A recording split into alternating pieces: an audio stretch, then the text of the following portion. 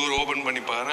இவர்தான் பாக்குற ஒருத்தவங்களும் ஐயோ விஷால் பாவம் அவருக்கு என்ன ஆச்சுன்னு தெரியலையே ப்ளீஸ் அவருக்காக வேண்டிக்கலாம் அப்படின்னு சொல்லிட்டு அதிகமான ஷேர் பண்ணிட்டு இருக்கிற ஒரு வீடியோ பார்க்க முடிஞ்சிச்சு. என்ன ஆச்சு விஷாலுக்கு அப்படின்னா நானே ஒரு ஆச்சரியத்துல என்ன ஆச்சு கையெல்லாம் நடுகுதெல்லாம் பார்த்துட்டு இருக்குமே அப்படின்ற மாதிரி இருந்து போய் பார்க்கும் போதுதான் தெரிஞ்சிச்சு. ஃபுல்லா வந்து பாத்தீங்க அப்படின்னா அவருக்கு வந்துட்டு ஒரு வைரல் ஃபீவர். நான் முன்னாடியே அந்த விஷயத்த சொல்லிக்கிறேன். ஏன்னா நிறைய பேருக்கும் அவருடைய படத்தை பத்தி வந்து இந்த விஷயத்த சொல்லணும்னு கிடையாது. சோ அவருக்கு வைரல் ஃபீவர், அதனாலதான் அவர் மைக் பிடிச்சி பேசும்போதெல்லாம் படபடப்படன்னு ஆடிட்டு இருந்திருக்கு கையெல்லாம் அப்படின்ற மாதிரி டிடியா வந்து அவங்க ஆங்கர் பண்ணிட்டு இருக்கிற அந்த ஷோல அவங்களே வந்து தெளிவுபடுத்திருந்தாங்க.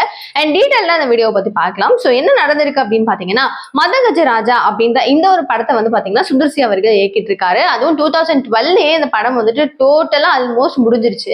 ஆனா அப்போ ரிலீஸ் பண்ண முடியாததுனால ஏதோ சில விஷயங்களால தாமதத்தால 12 வருஷம் ஆயிடுச்சுங்க கிட்டத்தட்ட. இப்பதான் அந்த படம் ரிலீஸ் பண்ண போறாங்க. சோ அதுவும் இந்த பொங்கலுக்காக இந்த படம் ரிலீஸ் ஆகுது. அண்ட் ரொம்பவே எங்கா அஞ்சலி நிறைய பேர் நல்ல லீடிங்கான ஆக்ட்ரஸஸ் அண்ட் ஆக்டர்ஸ் நிறைய பேர் கூட சேர்ந்து சந்தானம் அண்ட் மணிவண்ணன் நிறைய இறந்தவர்கள்லாம் அதை நடிச்சிருக்காங்க அப்படின்னு சொல்றாங்க.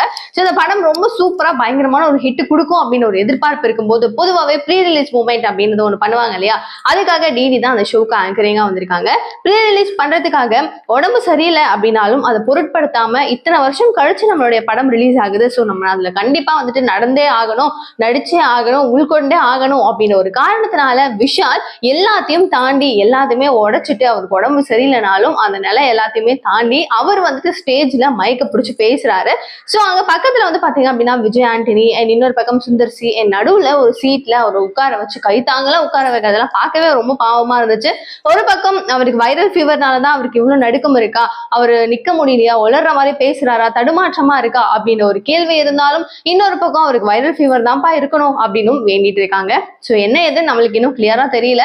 ஆனா டிடி அங்க ஆங்கர் பண்ணும்போது அவங்க கன்ஃபார்ம் பண்ணி வைரல் ஃபீவர் இருக்கு அதனாலதான் ஒரு நடுக்கத்தோடயே பேசிட்டு இருக்காரு அப்படின்ற மாதிரி கலாச்சாரத்தோட சேர்த்து நம்மளுக்கும் புரியுற மாதிரி அவங்க சொல்லியிருக்காங்க. சோ இப்போதைக்கு விஷாலுக்கு வேற எதுவும் பிரச்சனை இல்லாத வரைக்கும் எல்லாருக்கும் ரொம்ப சந்தோஷம். ஒரு மாஸ்டர் ஹீரோவா ஒரு வேற லெவல்ல அவரை பார்த்துட்டு இந்த மாதிரி ஒரு அப்பியரன்ஸ்ல ரொம்ப அடக்கமா அமைதியா நடுக்கத்தோட உட்கார்ந்துட்டு இருக்கிற அவரை பார்க்கும்போது சீரியஸா மனசு ஒரு மாதிரி தான் இருக்கு. நீங்களும் இந்த வீடியோ பார்த்துருப்பீங்கன்னு நினைக்கிறேன். நீங்க எந்த அளவு ஃபீல் பண்ணீங்கன்றத கமெண்ட் பாக்ஸ் சொல்லுங்க. நிறைய வீடியோஸ்க்கு சப்ஸ்கிரைப் பண்ணிக்கோங்க. தேங்க்யூ.